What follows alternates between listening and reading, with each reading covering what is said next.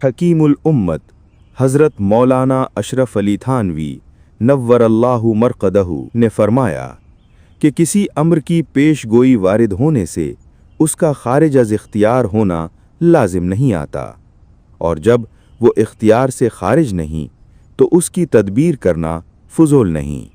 वरना अगर पेश गोई माने तदबीर हो तो चाहिए कि आज से हिफ्ज़ कुरान को तर्क कर दिया जावे, क्योंकि कुरान में हिफाजत कुरान का वादा मौजूद है, जैसा कि इरशाद बारी ताला है, इन्ना नहनु नज़्ज़लना ज़िक्र इन्ना नहनु नज़्ज़लना ज़िक्र व इन्ना लहू लहाफ़िज़ून।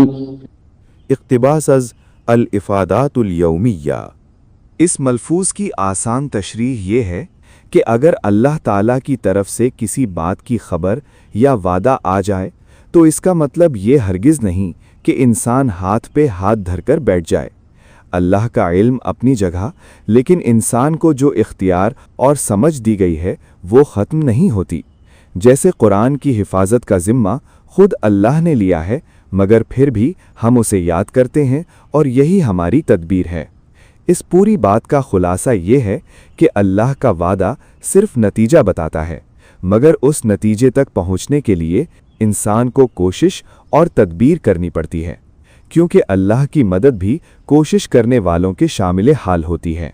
अल्लाह ताला से दुआ है कि हमने जो कुछ सुना है इस पर अमल करने की तौफीक अता फरमाए। अगर आप मज़ीद मलफूजात सुनना चाहते हैं तो हमारे चैनल को सब्सक्राइब करें और बेल के आइकन को दबाना मत भूलें ताकि हर नई वीडियो आप तक पहुंच सके।